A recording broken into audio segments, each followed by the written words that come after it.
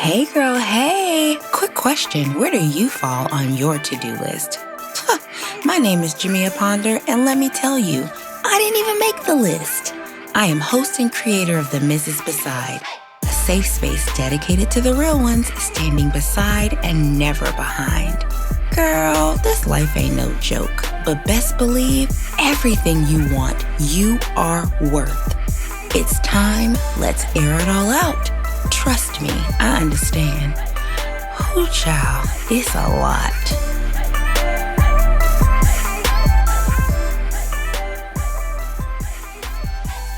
All right, ladies, welcome back to yet another episode of the Mrs. Beside. Today, we are going into the second part of who is your husband sleeping with? And if this is the first one that you've listened to of this two-part series, I'm not talking about infidelity, okay? I'm talking about you, ma'am. I'm talking about you. Who is your husband sleeping with? And so I am so excited to have Amanda White here with me today. She is amazing, y'all, for real. So I can't wait to jump into this. And I'm not going to introduce her for herself, so I will allow her. So thank you. First of all, thank you for being with us today, Amanda. I'm absolutely thrilled. Yeah, thank you for having me. I'm Amanda. I'm Amanda White. I'm a licensed therapist, and I specialize in trauma and really working with women, and also addiction and eating disorders and kind of the intersection of those things. Mm-hmm. I have a private practice in Philadelphia, and I have an Instagram that's called Therapy for Women. Yeah. And literally, it is therapy. You guys should go. And of course, I'm going to put the tags and all of that stuff there. But I've asked Amanda to be here because she is so unique in specializing in the trauma piece. So, Amanda, can you tell us, because I think, like myself, before I started to do some of this work, and I mean working on myself, I always thought of trauma as being like a physical thing, right? Well, I don't have any trauma in my life because, I've never actually experienced a physical trauma like that. I think sometimes we think of rape and the more harsher traumas, but can you talk about the different types of trauma that exist that maybe we can start to be like, oh, dang, maybe I am carrying, a little bit of trauma here. Absolutely. And I think too, one thing to jump off of what you were saying, like just you can have trauma without developing PTSD.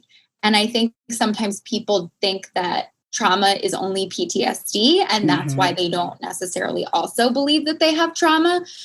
So trauma, essentially, if we talk about just the definition, it's anything that is kind of too much, too fast, alters you in some really big way and changes and shakes the foundation of who you see yourself as.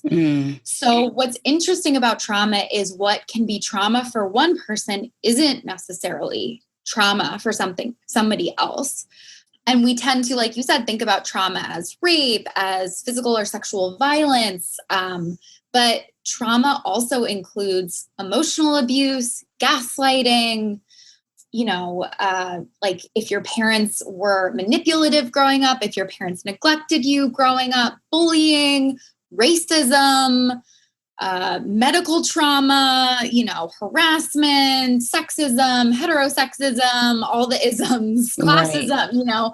All of that is trauma because it creates a lasting impact on us and how we understand ourselves and our place in the world. And I think people sometimes also are concerned to classify things as trauma because the word trauma is so stigmatized in our society.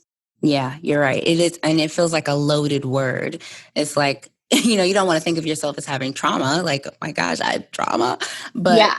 I think the natural emotion is the natural tendency is suppression, right? Yeah. Because I was taught growing up, or my mom sort of instilled in me and ingrained in me, like, okay, you're going to be somebody's mom one day, you're going to be somebody's wife one day, like you can't just be falling apart on every whim. And so it was like, you got to be strong, you got to be strong, you got to be strong.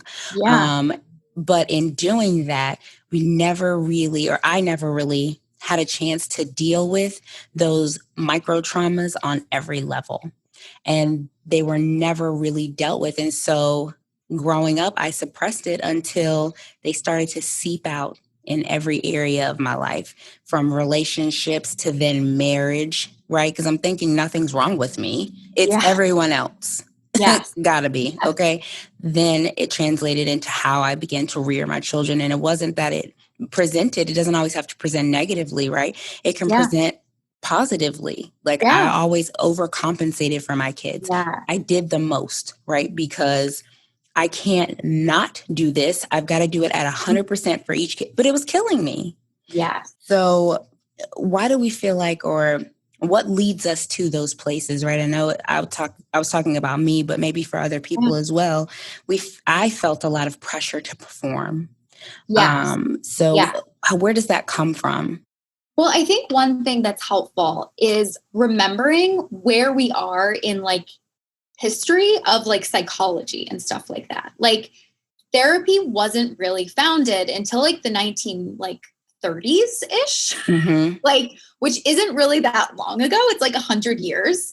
So I think Oh. if we think about that generationally, right, most Mm-hmm. people who are alive right now's parents weren't taught to go to therapy, that it was a normal thing. I mean, if you think about history of how mental illness was treated, people were locked up in asylums. Like Yeah. it wasn't something that anyone could really recover from. We didn't know a lot about even the brain and how the brain can recover from serious trauma until really research that's come out in the past couple decades. So I think that's helpful to remember, because most of our parents and their parents didn't have any understanding of what it was to have anxiety or depression or trauma or how to work through things. They modeled what they were taught, which is, like you said, a lot of people to be strong, to succeed no matter what, make it happen. Yeah. And I think even too, beyond that,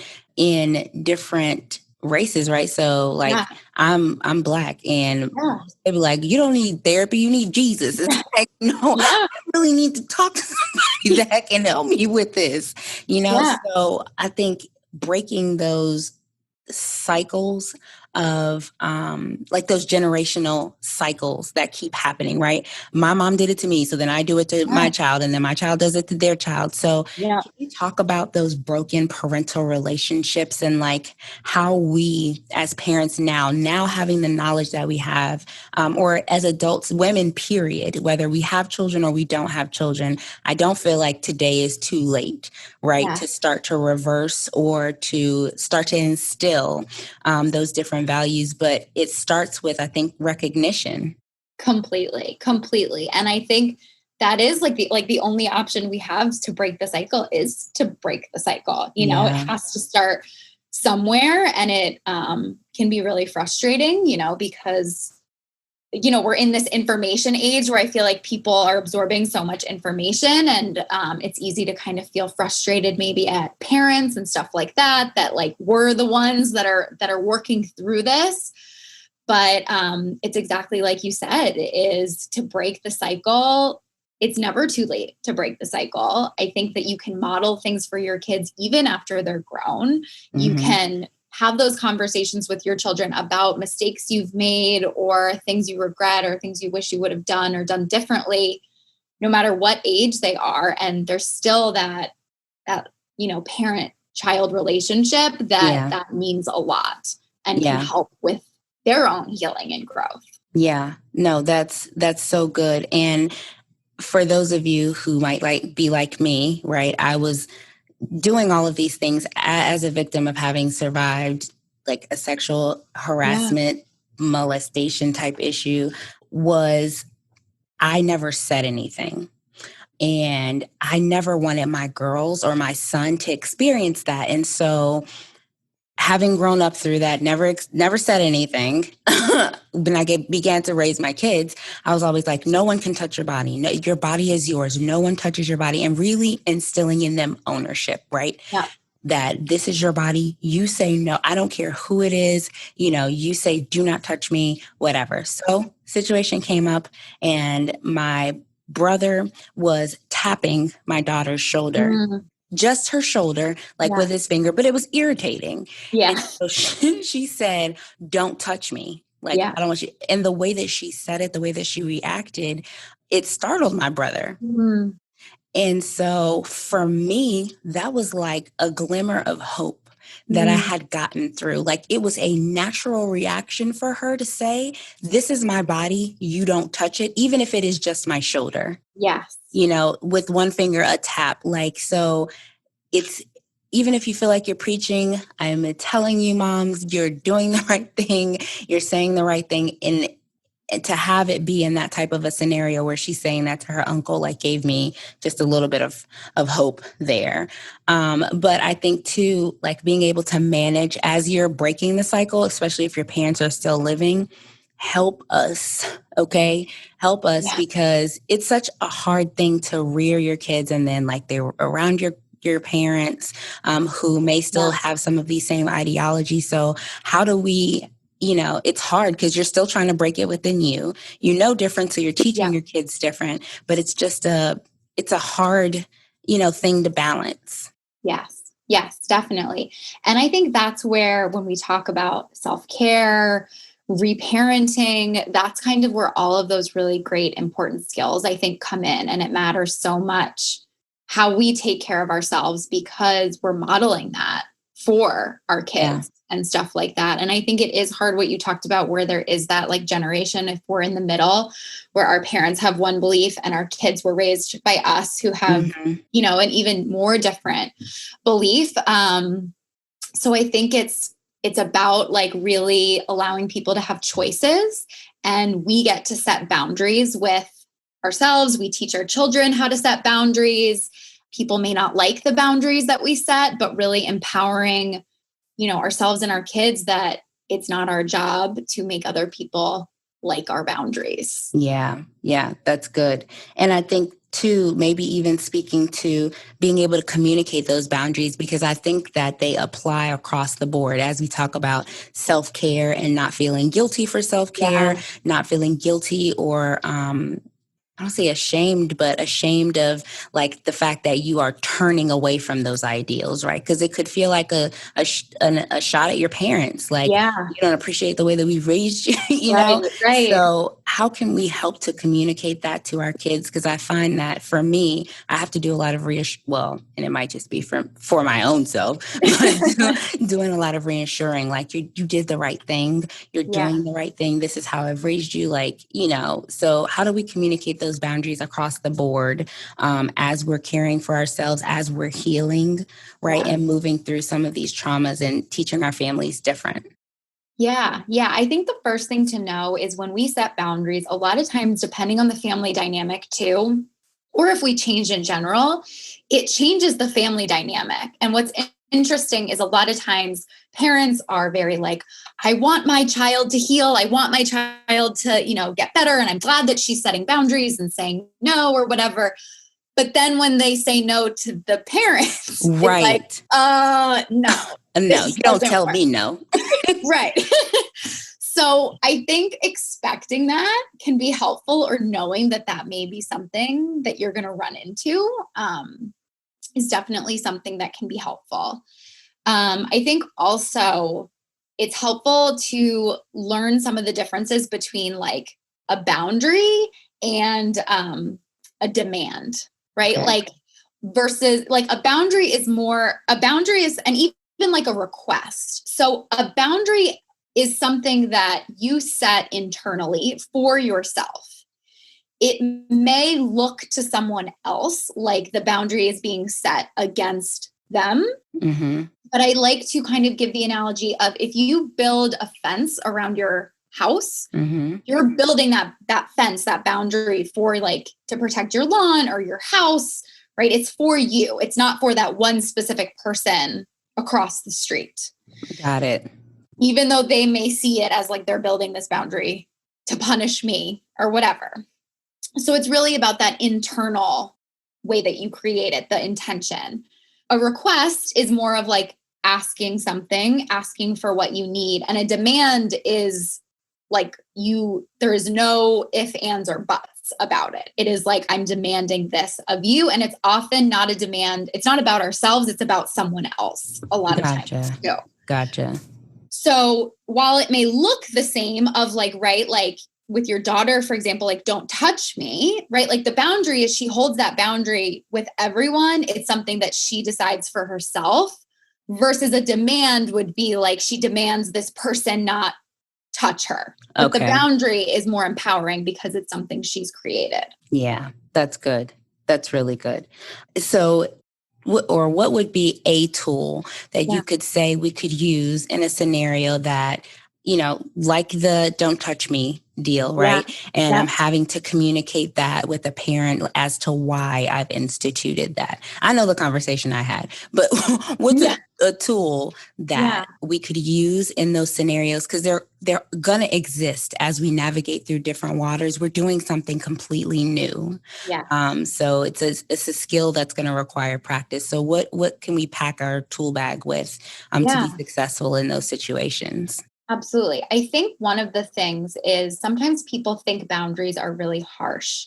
And there is a way to, for lack of a better word, soften the boundary or make it a little bit of a slower start to the boundary rather than just coming out and being like, no, or I don't like this. You can, if you're communicating with someone, say something more along the lines of, hey, I've been thinking about the way that you talk to me, and this doesn't work for me. So I think taking like shame out of it, taking morality out of it is a really effective way to communicate something and reduce the likelihood that that person will be defensive.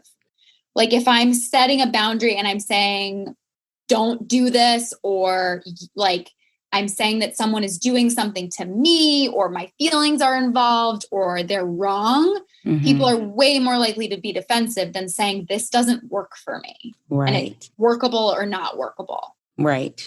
And that is so good. And I feel like in any situation you could win with that. And I want to pivot just a little bit because we are talking about two in this episode, who's your husband sleeping with. And so I think that most often we're not going to run into the ones, unless we live with our parents, which it works for some families, but most often the person that you have to set those boundaries with ends up being your spouse.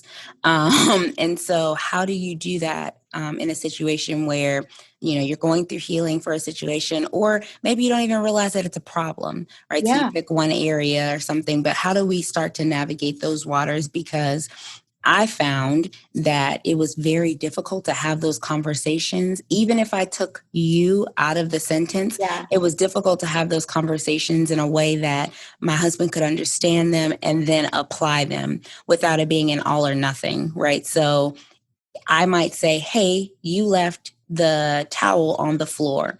He would hear, you leave every towel that you ever use on the floor, in the middle of the floor. I always trip and I nearly broke my neck. It's like, I never said that. I said, you left your towel on the floor. This one time. So how can we help to communicate that in a way that would soften it and say, hey, you leaving your towel on the floor is not working for me. It's not working for me.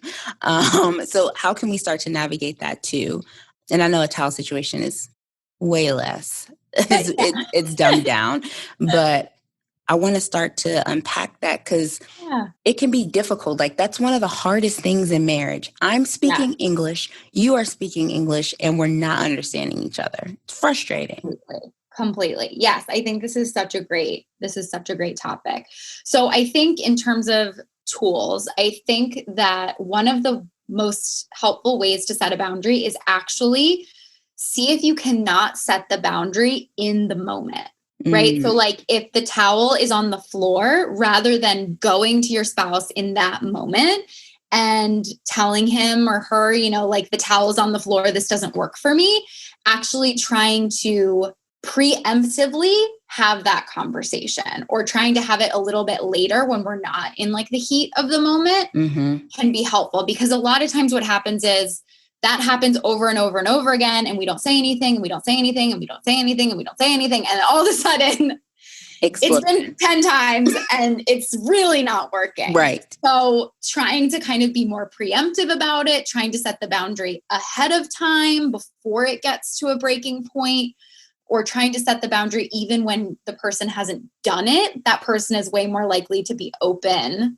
to that conversation and less defensive. Yeah, no, that's totally right. Because I found that if we started to have conversations about things when it wasn't an issue going on, that he could hear me a little bit better, and we could have a conversation and be like, hey, wouldn't it really suck if I left the towel on the floor? Like, that would be stupid, right? And he'd be like, yeah, that would be so crazy.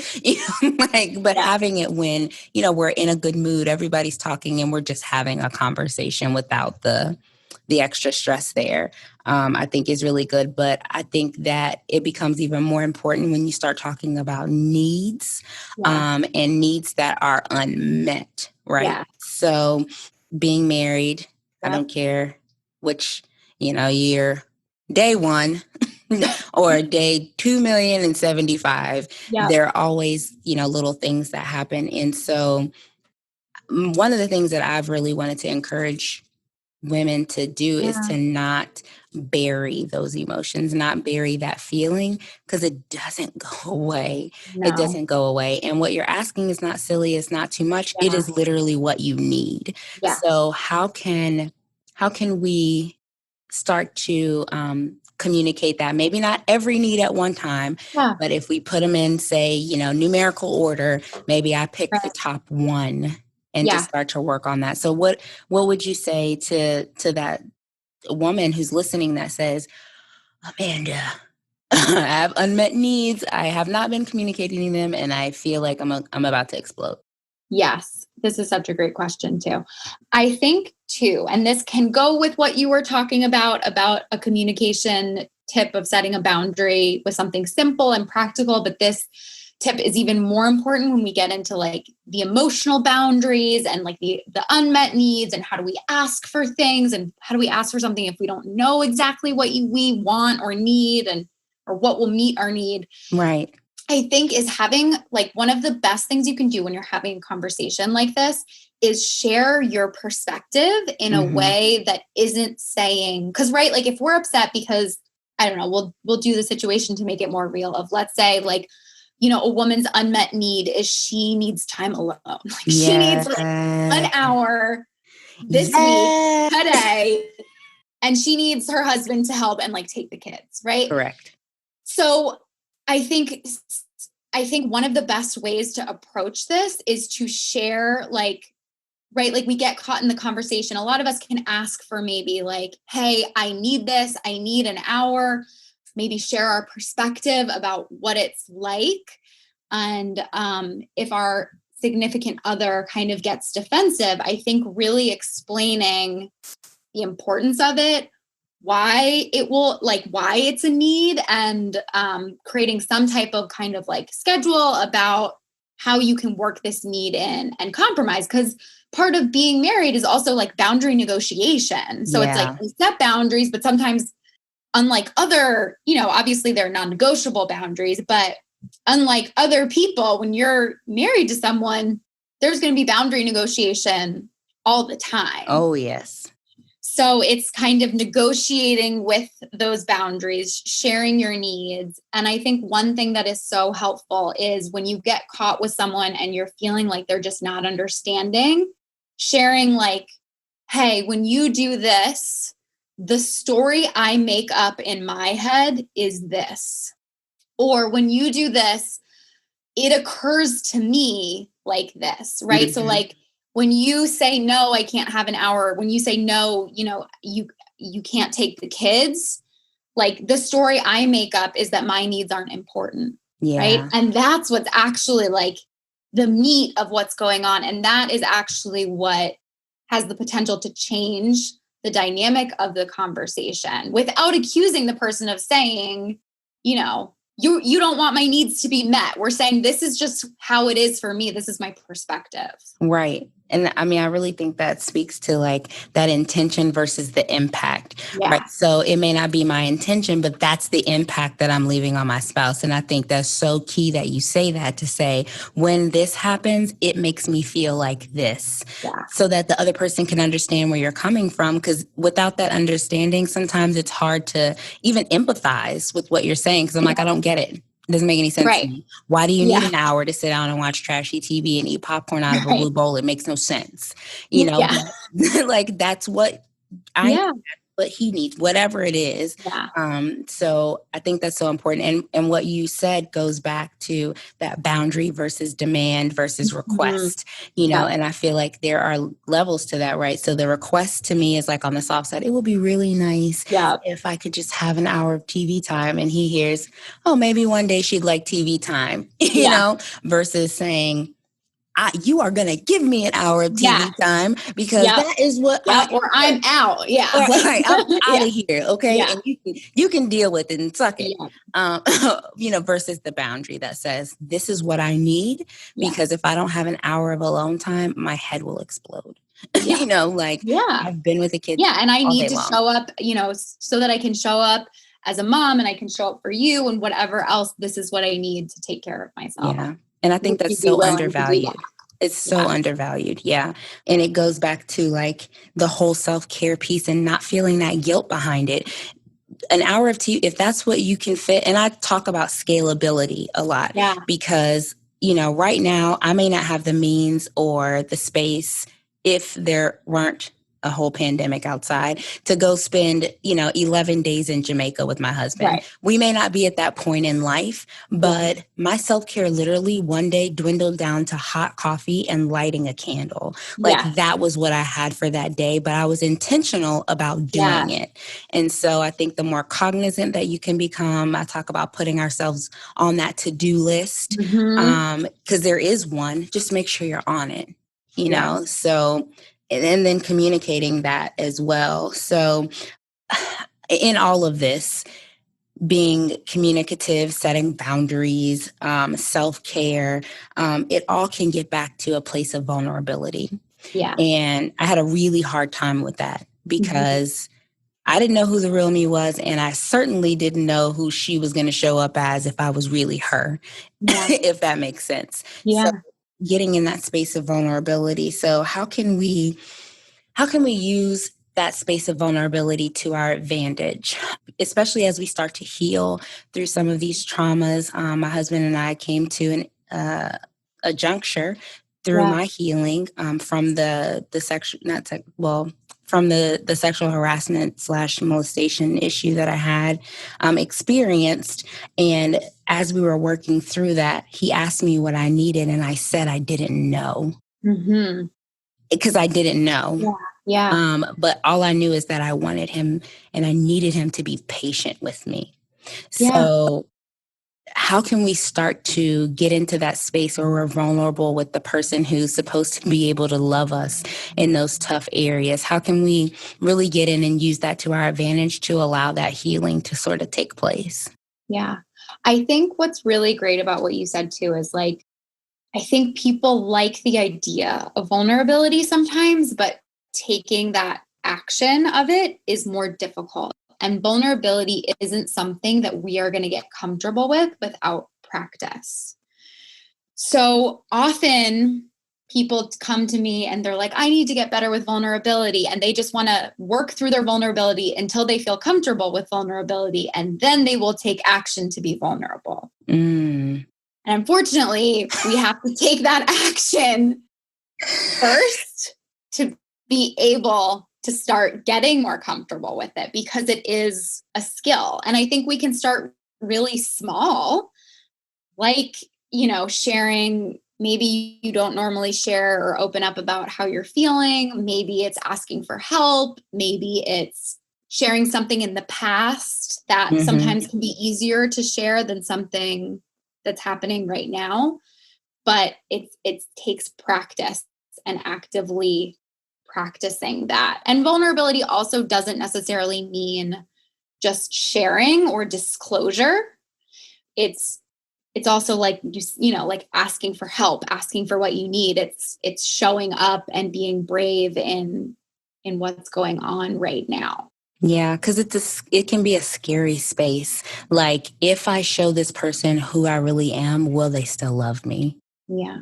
And that's kind of like a scary thought. But I think, to your point, in that skill, when you're practicing it, you'll find that with the right person, they will still love you, and it builds that trust. Yes. And you will deepen that connection Yeah. because there won't be anything that's kind of between you of, well, I can't share, I can only show up this much because if I showed up 100%, I wouldn't be accepted. Yeah. And not only that, when you start to, deepen that connection, like you were talking about emotionally, then we can start to show up in other areas. We have that trust emotionally. So he or she cares for me emotionally. So I know that physically I can also show up and then it starts to be something that I'm willing to share.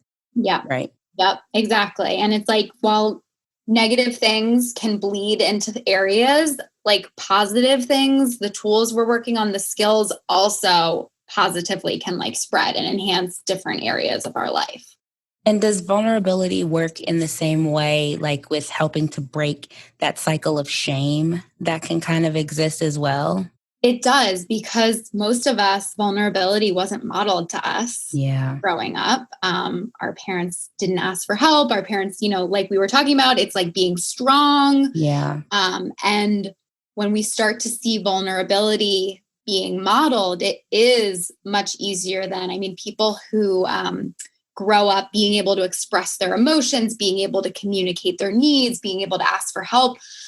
It's because it was like modeled to them and positively reinforced. And to Yeah. me, it's like the way to change the world is it's like through these cycles, through people being able to show up and be honest and have safe spaces. Yeah. And the reality is, I think what gets lost in that messaging of being strong, right? Because there's nothing wrong with being able to sort of power through, but we're not all built that way. And so I think that there was, like you were saying, positive reinforcement. There was also the negative side of that as well. Like, you can't handle this, Yep. like, and all of us are built differently.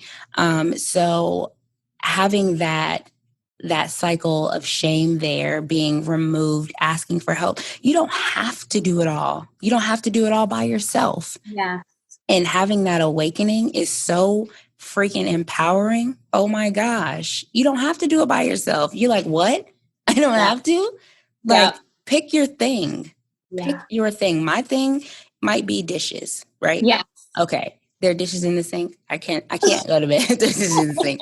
There's like dishes in the sink. So I might expend that last piece of energy I have to do those dishes. Yeah. That kitchen clean, make sure that stove is wiped down, whatever my little process is. Mm-hmm. But I will sleep like a newborn baby if there are clean clothes in the laundry basket.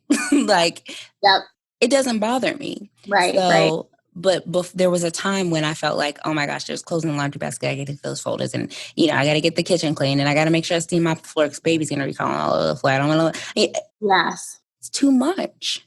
Absolutely. And I think too, even normalizing, right? Like, there are going to be days or weeks or months when one person in that relationship has more to give than the other person, and Yeah. being willing to swing back and forth depending on who has more energy and what's going on. Yeah. The the ebb and flow. Yeah. The ebb and flow. And sometimes it's years Yeah. that one person has more to give than the other. My husband was in medical school those 4 Yeah. years. Y'all, 4 years is a long time. Yeah. And then you're an intern. And he's about to go to residency. Pray for me. No. But, there are, to your point, weeks, days, months, years. Yeah. But I think in those spaces, it becomes so critical to find your thing. Yeah. Do not try to do it all because you'll be burnt out. Absolutely. And you don't want those other feelings to start creeping. And we were talking about before, about bitterness and all of those other triggers that create negative emotions within the relationship. When you feel uncared for, you have those unmet needs. And sometimes you don't even know where those things are coming from. Absolutely. Don't even know where it's coming from. So for the person that says, hey, Amanda, Jamia, I hear you, right? I want to get some help, but right now we're in the middle of a pandemic, hours were cut, whatever. What are some ways that we can get some affordable therapy? Yeah, absolutely. I mean, I think the number one thing that people listening to this like podcasts are such an amazing resource. I think that there is so much available online, on YouTube videos, on Mm-hmm. Instagram, even like on TikTok. Therapists are on TikTok now. Yeah.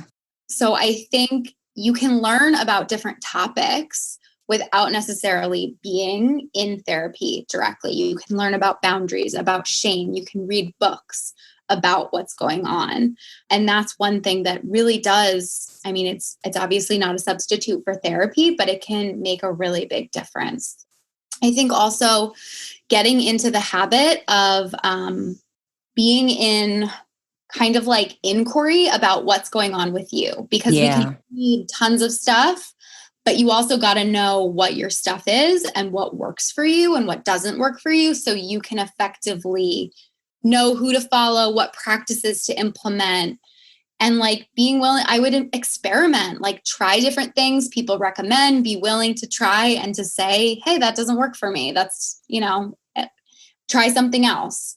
And yeah, being able to notice what works for you and what not is a huge thing. In terms of actual affordable therapy, I know that Talkspace has and BetterHelp are both things that are online that they hook you up with licensed therapists. If you're in the United States and Canada, there's a really great low cost option called Open Path Collective. Okay. I can give you all these, the info to put in the show notes. They hook up. They offer sliding scale therapists, and that's really high quality, great therapy. Yeah, I think even just getting support from other people in your life too. It's not therapy, but being able to pick at least one person in your life who you share this journey with, who you can confide in. Yeah. You guys can exchange ideas and be there for each other. That's great. That's great advice. And you guys, I will get the information and I'll put it in the show notes. And when I post it, I'll also post with those links as well as how to reach Amanda. But I wanted to ask you this one last question, because I think sometimes there's this big sort of dark cloud that may loom for those who don't know about it. But we hear therapy, right? And we're like, oh, it's scary. Like, I'm going to be sitting on someone's couch, lecture shock therapy. So I know it sounds like a simple question, but what is therapy? What is that process like? As just a general overview. Yeah, absolutely. I think it's so true too, because therapy has changed so much in the past couple of years, which is awesome. But I think we still think of it as like an old man with, like an old white man with like a pen and a paper, not looking at you while you sit on a couch in a basement. And really, I mean, there's tons of different types of therapy. There's tons of different therapists. I think what's so cool now is therapists are really a lot more authentic about their struggles, why they're therapists. I mean, what I can say is almost every therapist has a therapist or had a therapist and was in therapy before. And it's literally something we learn about in grad school. We talk about why we became therapists. So even if your therapist doesn't share openly what they've been through, they are passionate about working through mental health and have worked through their own mental health issues on some level. Yeah. So I think that's good to know. But in terms of the logistics, I mean, typically you connect with, a therapist. They ask you about kind of your past, and they want to know what your goals are. And I really believe that therapy should be completely tailored to, the individual. And I always talk about how your therapist works for you. So if they're doing something you don't like, if, you have a question about something, you're the one who's hired them. So the more honest and open you can be, the better. Some of the best sessions I ever have as a therapist are when my clients come to me and say, I don't know, I feel like maybe I don't need this, or maybe there's something going on. Whenever we have those sessions, we end up just having really big breakthroughs at the end of that. That's awesome. Yeah. So don't be afraid of it, guys. It's really a helpful process. It will call a lot of things into question. As you guys know, when I started this podcast, it was birthed out of a broken place. So like I'm right there with you, working through my own stuff, and I'm not going to ask you to do anything that I wouldn't do. So I'm in here doing the work. It's possible. It's freeing. It's helpful. And so Amanda gave us some super, super, super great tips on where we can, begin the journey. And I think it all starts with just recognizing that maybe I do need some help and that there's no shame in that. It's all about making you a better person. And when you're a better person, a better woman, you become more confident, and that starts to bleed into other areas. So that's my goal. That's my hope, my prayer, my wish for you, that you would be your best self. So, Amanda, before I let you go, which again, I appreciate you being here, please tell our listeners where they can find you, if they want to connect with you, if they want to work with you work with you to work through some of the challenging areas in their lives, where they can find you. Absolutely. So my website is therapyforwomencenter.com. We are located in Philadelphia, but we also have video therapy and phone therapy and stuff like that. You can find me on Instagram at Therapy for Women. I also have recently dipped my toe into TikTok. I'm going to find you on TikTok. Myself on therapy. It's also Therapy for Women. Awesome. Well, thank you again for being here with me today. And you guys know I love you. I'm rooting for you. I'm proud of you. And if you need me, I'm here. Amanda's here. We all got your back. All right. Until next time. Bye.